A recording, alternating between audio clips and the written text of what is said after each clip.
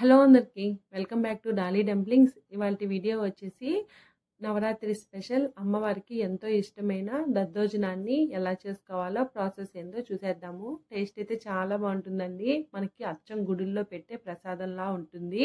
నేను చెప్పినట్టు ఫాలో చేశారంటేను అలాగే చాలా సింపుల్గా చేసేసుకోవచ్చండి. ఇప్పుడు ఈ దద్దోజనాన్ని ఎలా చేసుకోవాలో ప్రాసెస్ చూసేద్దాము. దీనికోసం ముందుగా ఒక కుక్కర్ గిన్నెని తీసుకొని ఇందులో 1 కప్పు రైస్ని తీసుకోవాలి. మీరు ఏ కప్పుతో అయినా తీసుకోవచ్చండి. ఇప్పుడు ఇందులో వాటర్ని పోసుకొని శుభ్రంగా వాష్ చేసుకొని 1 కప్పు బియ్యానికి 3 కప్పులు వాటర్ని యాడ్ చేసుకొని మూత పెట్టుకొని స్టవ్ ఆన్ చేసి ఈ కుక్కర్ గిన్నెని స్టవ్ మీద పెట్టుకొని మంటని మీడియం ఫ్లేమ్లో ఉంచి ఒక 4 విజిల్లు వచ్చే వరకు ఉడికించుకొని 4 విజిల్లు వచ్చిన తర్వాత స్టవ్ ఆఫ్ చేసేసి ప్రెజర్ అంతా బయటికి పోయిన తర్వాత మూత తీసి నేను ఇక్కడ వీడియో క్లిప్లో చూపించే విధంగా బాగా మిక్స్ చేసుకోవాలండి. ఇలా రైస్ని గెంటితో మ్యాష్ చేసుకుంటూ కలుపుకోవాలి. ఇలా కలుపుకొని ఈ అన్నం మొత్తం పూర్తిగా చల్లారిన తర్వాత ఇప్పుడు ఇందులో 2 కప్పుల వరకు కాచి చల్లార్చిన పాలని యాడ్ చేసుకోవాలి. అన్నం పూర్తిగా చల్లారిన తర్వాతే పాలు పెరుగుని వేసుకోవాలండి, లేదంటే దద్దోజనం పుల్లగా అయిపోతుంది. ఇలా 2 కప్పుల పాలని వేసుకున్న తర్వాత ఈ అన్నానికి ఈ పాలు అంతా బాగా కలిసేలాగా ఉండలేమీ లేకుండా కలుపుకోవాలి. మనం దద్దోజనం అప్పటికప్పటికి ప్రసాదంగా పెడతాం కాబట్టి 2 కప్పుల పాలైతే సరిపోతుందండి. మీకు ఒకవేళ ఈవినింగ్ వరకు కావాలి అనుకుంటే 3 కప్పుల పాలని యాడ్ చేసుకొని కలుపుకోండి.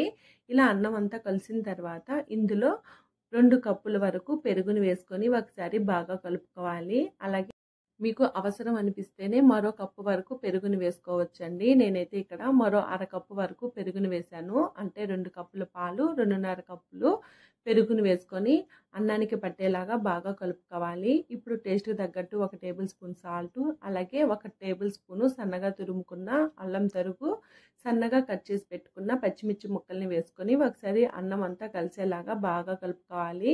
కన్సిస్టెన్సీ చూడండి, ఈ విధంగా ఉండేలాగా చూసుకోవాలి. ఇలా కలుపుకున్న తర్వాత ఇప్పుడు దద్దోజనంలో పోపు పెట్టుకోవడం కోసం స్టవ్ ఆన్ చేసుకొని ఏదైనా గిన్నెని పెట్టుకొని ఇందులో 2 టేబుల్ స్పూన్లు ఆయిల్ వేసుకోవాలి. ఆయిల్కి బదులు మీరు నెయ్యిని కూడా యూజ్ చేసుకోవచ్చండి. ఇందులో 2 టేబుల్ స్పూన్లు పచ్చిశనగపప్పు, 2 టేబుల్ స్పూన్లు మినపప్పు, 1/2 టేబుల్ స్పూన్ జీలకర్ర, అలాగే 1/2 టేబుల్ స్పూన్ ఆవాలు, 5-6 ఎండుమిరపకాయలు, ఇందులోనే 2 రెమ్మలు కరివేపాకు వేసుకొని ఈ పోపు అంతా కాస్త చిటపటలాడే వరకు వేయించుకోవాలి. ఇలా వేగిన తర్వాత స్టవ్ ఆఫ్ చేసేసుకొని మనం ముందుగా కలిపి పెట్టుకున్న అన్నంలో వేసుకొని బాగా కలుపుకోవాలి. ఇంకా ఇందులో జీడిపప్పు కూడా వేసుకోవచ్చండి, అలాగే మిరియాలను కూడా వేసుకోవచ్చు. నేనైతే వేయట్లేదు. ఈ పోపు అన్నానికి పట్టేలాగా బాగా కలుపుకోవాలి. అంతేనండి, అమ్మవారికి పెట్టే దద్దోజనం ప్రసాదం రెడీ అయిపోయింది. మనం ఇందులో అల్లం తరుగు, పచ్చిమిర్చి తరుగు కూడా వేసాం కదండి. ఇది తింటుంటే అక్కడక్కడ తగులుతూ టేస్ట్ అయితే చాలా బాగుంటుంది. ఇంకా ఈ దద్దోజనంలో మీకు నచ్చితే దానిమ్మ గింజలను కూడా యాడ్ చేసుకోవచ్చండి. అంతేనండి, చూసారు కదా దద్దోజనాన్ని ఎలా చేసుకోవాలో ప్రాసెస్ ఏందో. ఈ వీడియో మీకు నచ్చితే లైక్ చేయండి, షేర్ చేయండి, కామెంట్ చేయండి. అలాగే ఈ రెసిపీ మీరు ట్రై చేస్తే మీకు ఎలా కుదిరిందో కామెంట్ చేసేయండి. మరిన్ని రెసిపీస్ కోసం ఛానల్ని సబ్స్క్రైబ్ చేసుకోండి. Thank you for watching.